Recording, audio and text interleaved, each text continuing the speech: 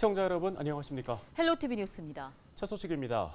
김포시가 김포 골드라인 혼잡률을 낮추기 위해서 올해 초부터 김포공항행 급행 버스 노선과 버스 전용 차로를 확충하는 등 승객 수요를 분산시키려는 노력을 하고 있습니다. 네, 최근에는 서울 동행버스와 똑버스가 출근 시간대에 풍무동 곳곳을 돌며 김포공항역으로 승객을 수송하고 있는데요. 하지만 버스 대책에 한계가 있다 보니 결국 근본적인 문제 해결을 위해서는 전철망 확충이 시급한 상황입니다. 김진재 기자가 취재했습니다. 김포시 한 버스 정류장. 시민들이 파란색 대형 버스에 하나둘 올라탑니다.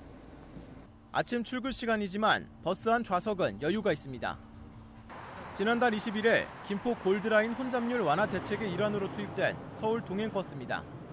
풍무동에서 김포공항역으로 향하는 서울 동행버스는 출근 시간대인 오전 6시 30분부터 8시 20분까지 10분 간격으로 총 12번 운행합니다. 서울 동행버스와 함께 김포 똑버스도 지난달 21일부터 운행 노선을 기존 고촌에서 풍무동 일대로 변경해 운행을 시작했습니다. 이용하기 전에는 자차로 출근을 했어요. 그래서 시간이 엄청 오래 걸렸었거든요. 제가 영등포로 출근을 하는데 그다음에 이 차가 생기니까 지금 아침에 여유로워요. 원래는 여기 집에서 한 10분 넘게 떨어져 있어서 거기까지 이동하는 것도 불편했는데 바로 집 앞에서 공항까지 갈 수 있으니까 좋아요.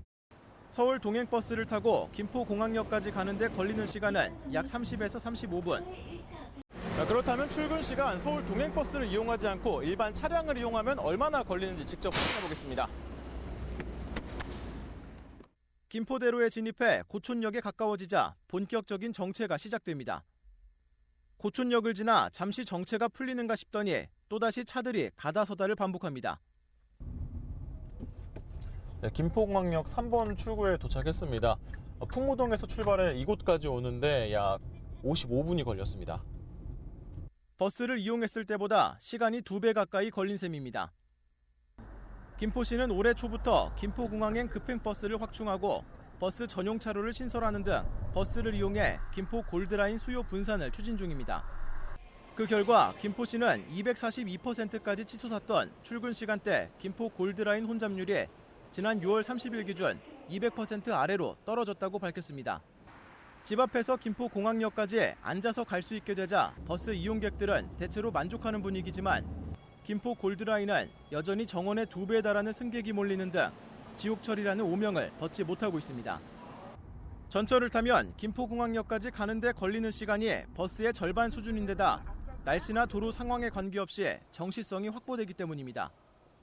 실제로 김포 골드라인을 이용해 풍무역에서 김포공항역까지 가는데 걸리는 시간은 11분에 불과합니다. 최근에는 서울시가 김포 교통대책의 일환으로 아라 한강관문에서 여의도로 향하는 수상버스를 도입하겠다고 발표했지만 배를 타기 전후로 선착장을 오고 가야 하는 등 실효성에 대한 우려가 나옵니다. 김포 한강이 콤팩트시티 조성 등으로 골드라인 이용객 증가가 예상되는 상황에서 결국 근본 대책은 서울 5호선 연장을 신속하게 추진하는 것뿐이라는 목소리가 나오는 이유입니다. 대도시권 광역교통위원회가 이달 중 5호선 연장 노선을 확정할 것으로 전망되면서 그 결과에 주민들의 관심이 쏠리고 있습니다. 헬로티비 뉴스 김진재입니다. 인천과 서울, 경기 등 수도권 지역 환경 분야 연구원들이 한자리에 모여서 자원 순환 정책을 논의했습니다. 플라스틱을 비롯한 생활 폐기물을 줄이기 위해 머리를 맞댔는데요. 어떤 내용들이 오갔는지 송효창 기자가 정리했습니다. 서울연구원은 1인당 플라스틱 폐기물이 급격히 증가한 상황부터 언급했습니다. 인구가 줄었지만 1인 가구 비율이 늘면서 플라스틱류 발생이 지난 2016년 1인당 110g 수준에서 2020년 236g까지 2.14배 증가했다는 것입니다. 서울연구원은 지역 완결형 자원순환 체계를 구축해 지역에서 발생하는 폐기물을 자체적으로 해결할 수 있도록 해야 한다고 주문했습니다.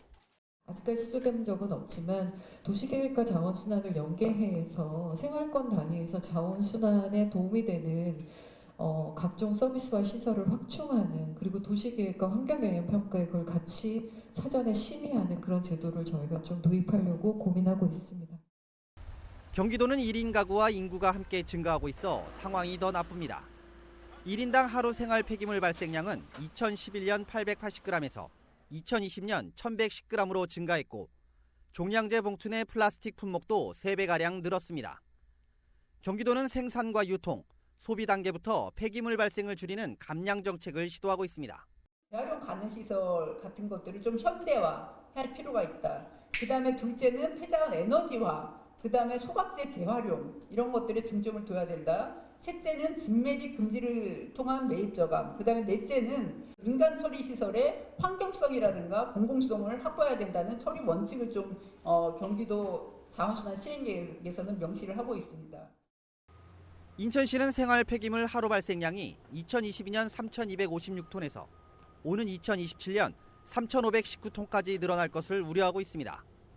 1인 가구 증가와 인구 고령화로 포장 폐기물이 늘고 있어 상황은 더 나빠질 수 있습니다. 인천시는 원도심 지역까지 거점형 자원회수센터를 운영해 재활용 분리를 늘리고 폐기물 제로화에 한 발 더 가까이 가겠다는 입장입니다. 사실은 원도심 지역은 뭔가 폐기물을 배출할 수 있는 시설을 마련하거나 체계를 마련하는 것이 굉장히 어렵습니다. 그리고 상대적으로 수거에도 많은 노력이 들어가고 있기 때문에 이런 거점형 시설을 구축을 하고 여기에 각종 폐기물을 갖다 재활용품을 버릴 수 있고 여기서 여러 가지 자원순환이 일어날 수 있는 거점형 시설의 제안을 수도권 세계 광역 출연 연구단체가 폐기물 등의 처리를 위해 머리를 맞댄 가운데 이날 나온 정책이 각 지역에 어떻게 반영될지 관심이 집중되고 있습니다. 헬로티비 뉴스 송유창입니다. 다음 소식입니다. 인천시가 원도심 균형 발전을 위해 재개발과 재건축 사업의 문턱을 낮춥니다. 시는 재개발 재건축 활성화를 위한 제도 개선, 행정 지원 방안이 담긴 정비사업 활성화 추진 계획을 수립해 시행하는데요. 이에 따라 기존 후보지 공모 방식으로 진행되던 정비사업을 내년부터는 지역 주민들이 정비 계획을 요청하는 정비계획 입안 요청제로 전환하고 행정 절차나 소요 기간도 단축할 계획입니다. 또 소규모 주택 정비 사업의 경우에도 주민 동의율 기준을 완화한 활성화 대책을 마련해 시행할 방침입니다. 일본산 수산물을 국내산으로 속여 판매한 횟집 등이 무더기로 적발됐습니다. 인천시 특별사법경찰은 국립수산물품질관리원과 군구 합동으로 지난 8월 14일부터 9월 1일까지 3주간 어시장과 횟집 등 인천 지역의 수산물 판매업소 800여 곳에 대해 수산물 원산지 특별 단속을 벌여 원산지 표시를 위반한 횟집 등 11곳을 적발했다고 밝혔습니다. 인천특사경은 원산지 거짓 표시와 무허가 양식 등의 위반으로 적발된 업소 5곳에 대해서는 수사를 통해 검찰에 송치할 예정입니다. 또 원산지를 고의로 표시하지 않은 업소 6곳에 대해 과태료 부과 등 행정처분 조치했습니다. 부천 원미경찰서가 신고를 받고 출동한 소방관을 석궁으로 위협한 50대 A씨를 특수 공무집행 방해 혐의로 검거해 조사하고 있습니다. A씨는 지난 5일 새벽 3시 20분쯤 자택에서 흉기로 자해소동을 벌이다 출동한 경찰관을 석궁으로 위협한 혐의를 받고 있습니다. 경찰은 A씨를 2시간 동안 설득한 끝에 현행범으로 체포했습니다.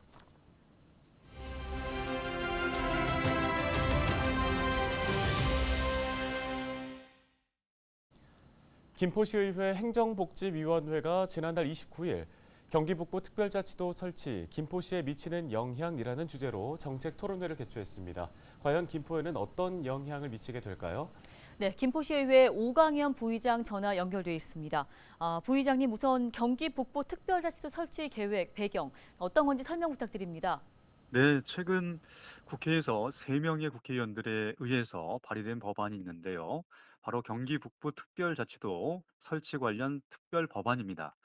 이는 경기도 31개 기초단체 중에서 한강 북쪽에 위치한 10개의 기초단체를 묶어서 경기 북부 특별자치도로 지정하려는 법안입니다. 경기 북부는 약 70여 년간 군사기지 및 군사시설보호법, 수도권 정비계획법 등에 의해서 2중 3중의 중첩 규제로 지역 발전에 큰 제약을 받고 있습니다. 반면에 그동안 경기 남부는 경기 북부에 비해 많은 발전을 이룩하였습니다. 비근한 예로 북도는 대기업이 고작 2개인 반면 남도는 대기업이 81개나 됩니다. 이런 점의 해결 방안을 찾고자 경기도와 국회에서는 경기 북부의 발전을 저해했던 각종 규제 완화와 지역 균형 발전을 꾀하여 경기 북부 주민들의 삶의 질 향상을 도모하고자 경기 북부 특별자치도 설치 법안을 마련하고 추진하는 것으로 알고 있습니다. 네, 토론회에서는 그러면 어떤 얘기들이 오갔습니까? 네, 토론회 패널로는 앞서 5월에 국회에서 경기 북부 특별자치도 설치 관련 토론회에 대표 토론자로 참석했던 분들이 그대로 이제 참석을 해주셨는데요.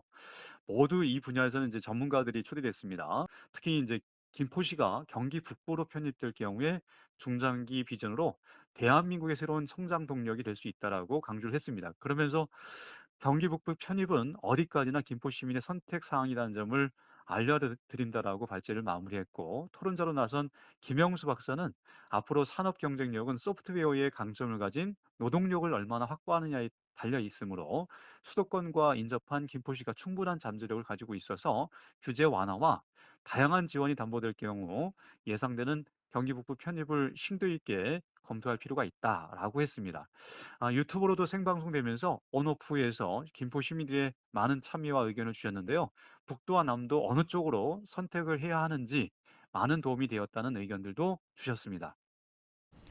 네, 김포시의회는 경기 북부 특별자치도 설치와 관련해서 그럼 앞으로 어떤 계획 갖고 있습니까? 네, 먼저 김포시의회는 이번 정책 토론회처럼 주민들이 북도와 남도 어느 쪽으로 선택을 하는 것이 좋을지에 대한 다양한 정보와 입장들을 알리는 역할을 하려고 합니다. 결국 주민 투표로 결정이 되는데 김포시의회는 시민들에게 유불리를 분석해서 알리는 역할에 충실히 하고자 합니다. 분명한 것은 북도냐 남도냐의 선택은 누가 주어주는 것이 아니라 우리 김포 시민들의 몫이라는 것입니다. 선택은 주민들이 하는 것인 만큼 더욱 김포시의회는 시민들이 결정하는데 더 적극적으로 정책 토론을 비롯해서 회기 기간에도 이 같은 내용을 논의하고 주민들께 알리는 역할을 충실히 하고자 합니다. 네, 오늘 말씀은 여기까지 듣도록 하겠습니다. 김포시의회 오광현 부의장이었습니다.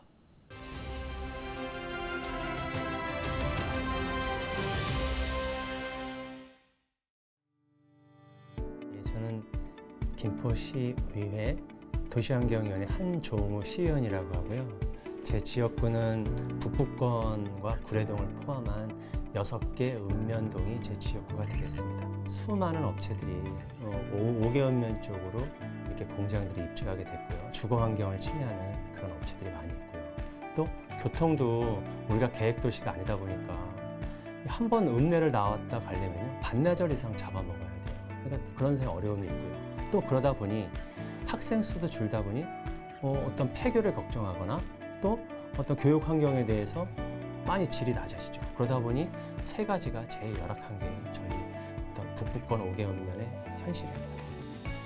제가 이제 재선 의원으로서 이제 민선 7기 때 제가 제일 먼저 5분 발언을 한 내용도요. 균형 발전에 대한 이야기거든요. 조례를 이렇게 제정한다던가 또 어떤 불합리한 부분에 대해서 예산과 정책으로 반영을 해서 개선한다든가 이런 부분에 중점적으로 저희가 해왔고요. 앞으로도 계속 균형 발전을 목표로 계속 움직일 계획입니다.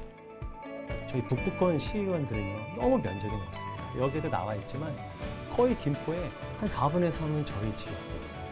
그러다 보니 항상 현장에서 저희가 잘 못 뵙고 부족할 수도 있습니다. 그렇지만 부지런하고 초선의 마음으로 겸손하게 항상 현장에서 답을 찾는 그런 부지런한 시의원이 되겠습니다.